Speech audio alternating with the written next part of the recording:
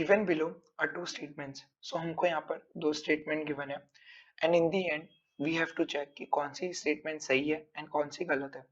So as I can see कि दोनों statement एक ही टॉपिक से है which is surds and indices. So let's try to solve this question with some of the concepts of surds and indices. Now statement one देखते हैं। यहाँ पर दे रखा है 243। सो 243 इज व्हाट, 3 की पावर 5।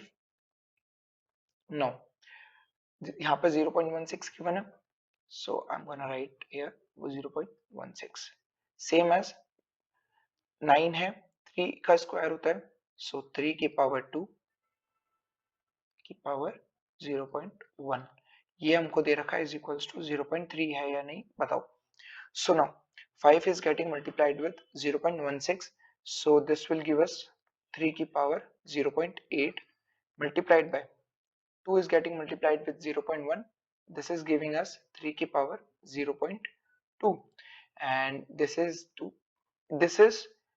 be 0.3. Now 0.8 है, यहाँ पे 0.2 है। अगर हम यहाँ पे देखें तो 3 और 3 सेम है। So we know a property कि जहाँ पर a की पावर m और मल्टीप्लाई होगा a की पावर n से, so we can write it as a की power m plus n.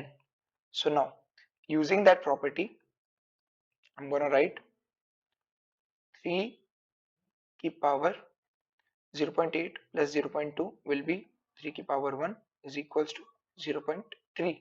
So 3 की पावर 1 तो 3 होता है, so this is not equals, hence we can say that statement 1 is wrong. Now going on to next statement. So here is a equation given and we have to check कि 10 की power p में जो ये p है whether it is equal to -3 or not.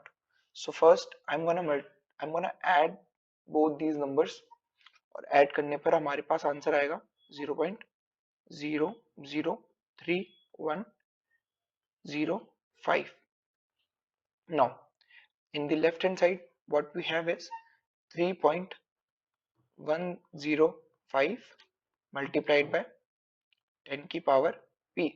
Now ये decimal के बाद में यहाँ पर 3 डिजिट्स गिवन है, so after removing the decimal we can say 10 की पावर 3. Now यहाँ पर 10 की पावर 3 है, so हम इसको भी रिमूव करते हैं पॉइंट को, so डेसिमल के बाद में 6 डिजिट्स है, so 10 की पावर 6. Now 10 की पावर 3 से 10 की पावर 6 कट होगा तो यहाँ पर 10 की पावर 3 रह जाएगा।